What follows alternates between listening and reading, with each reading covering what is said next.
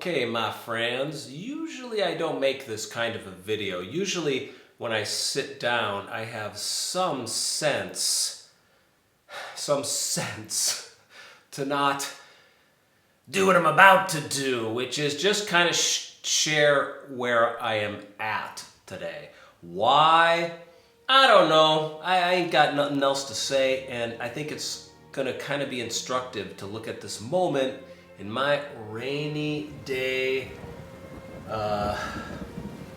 failure of a life. It's raining outside and I'm struggling with some stuff. So I'm gonna actually share it because it might be interesting from a Zen perspective.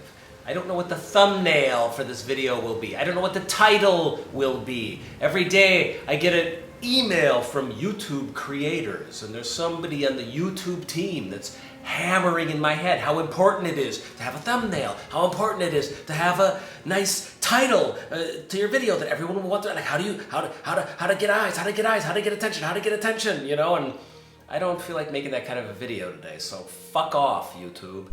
I'm bummed. What happened is I finished my novel, many drafts of it. Some of you know this is something I've been working on for a long time, and I took all this stuff that I talk about in this channel and I put it in a world set in an unknown future or an unknown date in the future. And I'm not going to pitch the book here because it's a bit of a raw wound right now, but it's a folk tale from the future, and it deals with the presence of an artificial intelligence, a deific, godlike artificial intelligence. And this artificial intelligence has the hallmarks and earmarks of the ego, the human ego. And this is the creature, the entity that rules the planet. Now, I finished many drafts of this, and I have just begun querying agents. That is a whole process in and of itself. I should do a video about agent querying sometime. I'm all completely new to this. I'm not living in New York. I'm living in Vienna. I'm like winging it big time. And so it's like I don't know what I don't know. It's a difficult process. So querying agents means you've got a query letter where you try and interest them in your book and you give them a few pages of your book. And I'm 0 for 2 right now. I sent out like 12 last week and this week, and already the form rejections are coming in. Of course, this is common. Nobody is obliged to take our creative projects and breastfeed them and slap them on the butt and give them health insurance and give them kindergarten and give them a healthy diet and send them into the world after we birth them, you know, it's et cetera, et cetera. So it's begun, having this experience has begun to work on me in a certain way that I want to talk about, because I think it's interesting from a Zen perspective. So one thing I'm really grateful for during moments like this is even having a Zen practice, because there's a part of me that is not fully enslaved to my hopes and dreams and fantasies about producing a beautiful thing for the world to read. There's a part of me that knows more.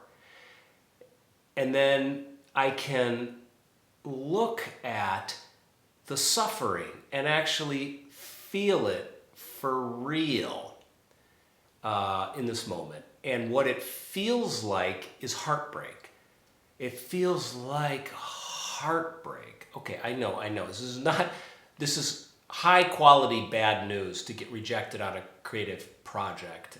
It's not like our friend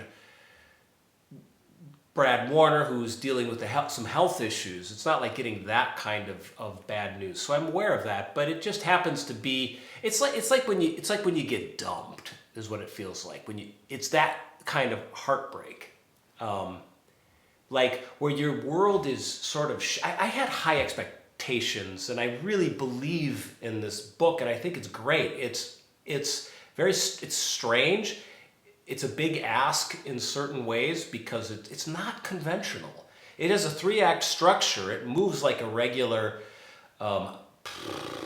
conventional storyline, but it's a really unique world that's been created. And it's not for everyone, but I believe in literature. I believe in literature that takes chances. And this book takes chances. And it's not perfect, and it's not for everyone, but I didn't think I would be 0 for 2 right out of the gates. And it's heartbreaking. I'm sorry, I know that's a spoiled thing to say, but it's heartbreaking. And one thing I've noticed with this heartbreak is that, first of all, I'm grateful to my Zen practice because I could feel it. I think if I didn't have Zen, I wouldn't know how to be in the suffering to the point where it could tell me what it is. I think I would probably be fucking drinking. I would be down at the bar drinking hard alcohol or something. Maybe popping 15 Xanax. I wonder if we still have any Xanax. Anyways, so now I know that it's heartbreak. And it's really a gift to have a Zen practice to where I can walk around and feel that heartbreak and work with it. Zen gives you the opportunity to work with every bad, horrible, terrible thing that happens in your life, because it's what Zen means is to be in your life with awareness and feeling.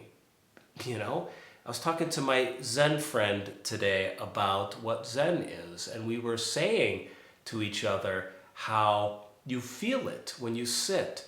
In Zazen, you find your center, and you can feel it. It's not spoken of. It's not, I don't know, you don't say magic words and you get there. It's not something that goes on in your head.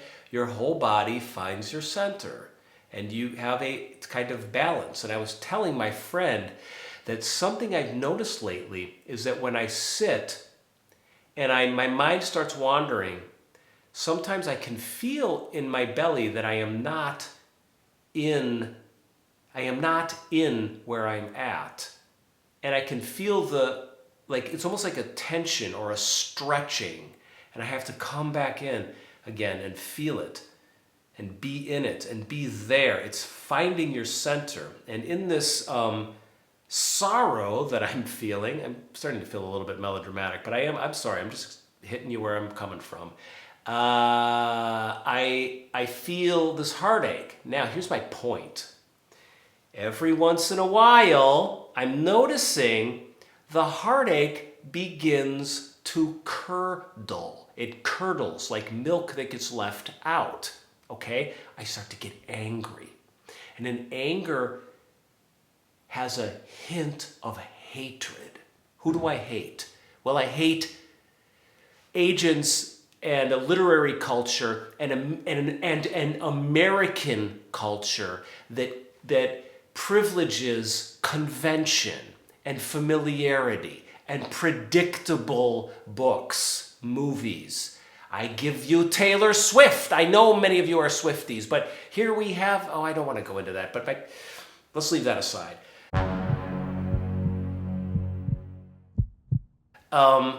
There are lots of books now that just simply repeat a successful formula. And I think a lot of these agents are looking for that. God bless them. My point is, I feel heartbreak. And if I don't stay in that feeling, humbly, it's teaching me something. If I don't stay there, it takes it grows mold or something. It doesn't stay fresh anymore. The heartache turns into anger, and I can see it happening. My voice in my head starts going, because I feel a little bit traumatized by this twofold rejection right now, 2 strikes, and then the anger, it's this hint of hatred. And so I can see, this is it's really important moments when something breaks in your life.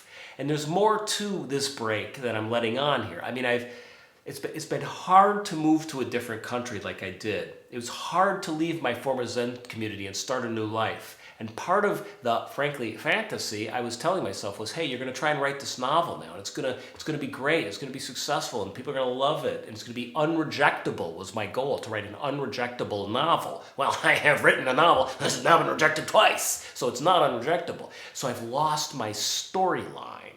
I've lost the story I was telling myself about what my purpose was. And that is a really interesting moment from a Zen perspective. It is heartbreaking from a human world perspective when you lose your purpose, your raison, your meaning. But there's a gap now. I'm like, well, I finished this book that I worked so hard on for so long that was giving me shape, purpose, and a place to go in my life. What now? You know? And it's getting rejected. Like, it's not like it's being carried. I feel like I ran a relay race and I finally came to my end part and there's no one there to take the baton, you know? An interesting moment. The other thing I'm noticing in a moment like this is that when you fail at something and your heart gets broken and the story you've been telling yourself just falls apart and tatters in your hands, when something like that happens in life, when something important to you falls to the ground, metaphorically speaking, and breaks, you really see, I'm finding I really see myself clearly. I see how... Hi peeps, it's me in the future. I'm editing this much later on in a better mood, I must say. This guy's a little bit of a downer today. Anyways, what you see, I can't believe I didn't say this in this video, and I don't think I say it anywhere, so I'm going to say it now. My future editing self is coming in. Attachment. What you see is what you're attached to. It's so funny because I'm so attached to it here in the past that I can't even see it. Anyways, let's go back into the past now and see what this guy who can't see what he's attached to is talking about when he says he's seeing something. Okay, here we go. And so I think the theme of today's video is finding your center in the midst of tragedy, disappointment, heartache, heartbreak. And I'm not talking about the small things where you're really anxious or really, really irritated, but you still have your basic life premise is still whole. I'm talking about how did Pema Chodron put it? When things fall apart, what do you do then? Yeah, I've been saying this over and over and over because it's where my practice is at. And all I'm talking about on this channel is what we do as lay people. Because that's what really counts. Like it counts that for me that I don't even want to call it practice. Live through and in the circumstances of my life. Having a Zen practice in the world, having like a lay practice, it's so cool. Even though I hate this moment, I hate it. It's breaking my heart, like I said.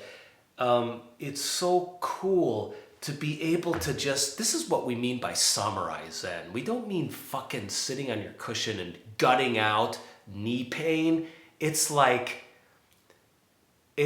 meeting sorrow and then stepping into sorrow. Like it's like a wet pajamas and you gotta wear it outside and just being right there at the center of the pain, of the broken story, of the heartache. For all of us, life breaks your heart. There's that great line by Ernest Hemingway that was quoted in a movie about gambling that starred Clive Jones, I think. I'm getting the name wrong on all of this, but in the beginning of the movie, the character Clive Owen, he quotes, it's about gambling, and he quotes Hemingway and he says, "Life breaks everyone." And the ones it doesn't break, it kills. Let's not be depressed about this. We're samurai, okay? We're monks. We're monks in the world. We're moving through the world with a Zen practice. And that means, I think for me, when something like this happens, it's to me, when something bad happens, it's like you sit up straight and you find your center. You know, you just take your posture and you meet the heartbreak.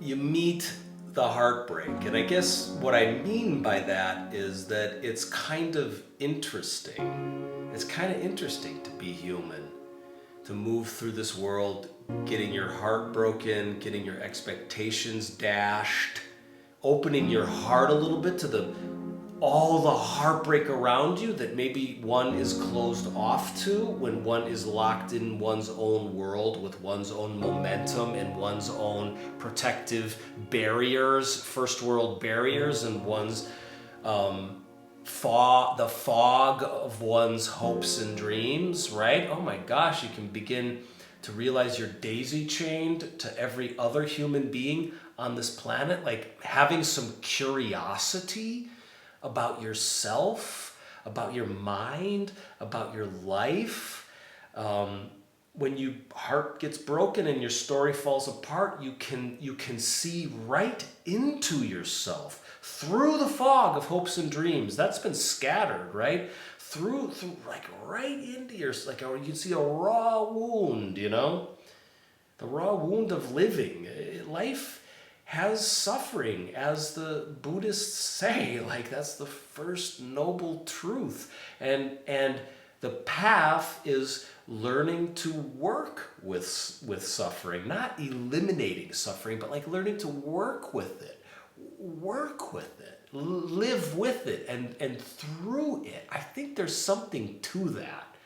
So every deep, painful failure and wretched heartbreak is an opportunity in Zen practice, or on this path, I'll put it like that, to live maybe more deeply. And I think you do that by meeting the moment, being in it, feeling it, and finding your center in it. So again, for me, all I've said over and over and over is heartbreak. That's what this feels like a little bit, heartbreak. So I manifest the heartbreak activity.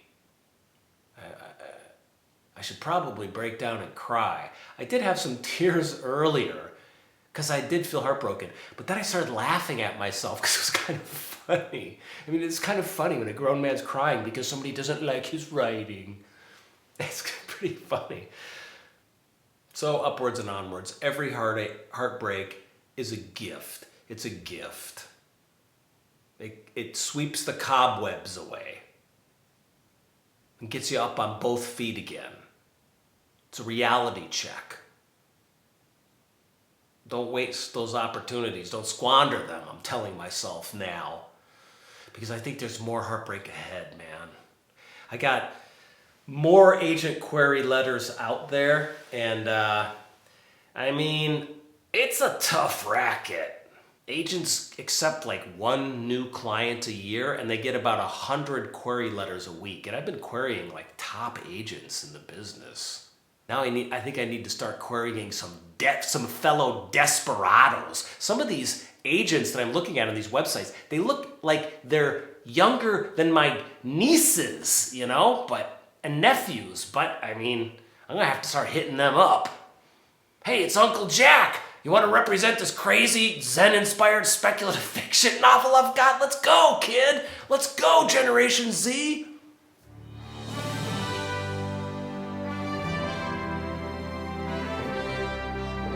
Listen, if you want to help support me while I continue to navigate the murky waters of my ongoing existential crisis, you can go here to patreon.com/showsonjack That's patreon.com/showsonjack I'm getting some new ideas going too. That's the other thing about a moment like this is you're just like, okay, where's my life working? It's working on Patreon. I've got some of the most amazing, beautiful people over there that give me money to do what I'm doing here. Don't ask anything and then send me cool messages sharing their Zen practice and their lives. Yeah, so I'm thinking now about some Zen books. I'm thinking about a book with a subtitle that says, I spent 13 years at a Zen Buddhist monastery so you don't have to. And I may get a Substack going where I'm test running chapters of this book. So fear not. I am not letting these rejections on my novel crush me. I'm coming back with a Zen book, perhaps. It's brewing in my mind right now. Anyways, thank you for supporting me. I mean, you realize, like, who's on your side. The people who believe in you during moments like this too, which is awesome. And it's over here, right? I mean, Future Me is putting it right here, patreon.com/Shozhan So thank you for your support there. You can also support through PayPal. And there's people who are supporting me through PayPal too that I'm so deeply appreciative of. You folks are helping me to pay my bills and to keep this thing going. So thank you. And I will see you next time.